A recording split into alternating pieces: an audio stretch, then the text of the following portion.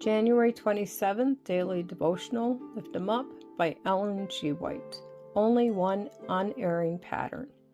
Christ also suffered for us, leaving us an example that ye should follow his steps.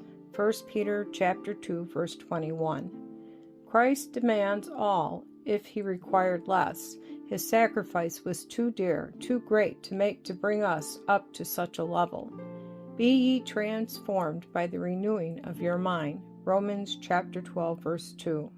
This is a self-denying way, and when you think that the way is too straight, that there is too much self-denial in this narrow path, when you say, how hard to give up all, ask yourself the question, what did Christ give up for me? This question puts anything that we may call self-denial in the shade. Behold him in the garden, sweating great drops of blood. A solitary angel is sent from heaven to strengthen the Son of God. Follow him on his way to the judgment hall, while he is derided, mocked, and insulted by that infuriated mob. Behold him clothed in that old purple kingly robe. Hear the coarse jests and cruel mocking.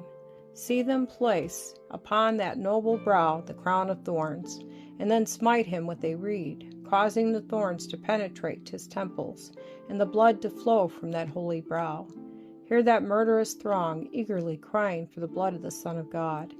He is delivered into their hands, and they lead the noble sufferer away, pale, weak, and fainting, to his crucifixion. He is stretched upon the wooden cross, and the nails are driven through his tender hands and feet. Behold him hanging upon the cross, those dreadful hours of agony, until the angels veil their faces from the horrid scene, and the sun hides its light, refusing to behold. Think of these things, and then ask, is the way too straight? It is a blessed privilege to give up all for Christ. Look not at the lives of others, and imitate them, and rise no higher. You have only one true, unerring pattern. It is safe to follow Jesus only. The oftener and more diligently you peruse the Scriptures, the more beautiful will they appear, and the less relish you will have for light reading. The daily study of the Scriptures will have a sanctifying influence upon the mind. You will breathe a heavenly atmosphere.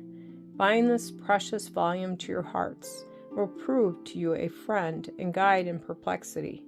You have had objects in view in your life, and how steadily and perseveringly have you labored to attain those objects. You have calculated and planned until your anticipations were realized. There is an object before you now worthy of persevering, untiring, lifelong effort. It is the salvation of your soul, everlasting life, and this demands self-denial, sacrifice, and close study. It is a great thing to be a child of God, and a joint heir with Christ.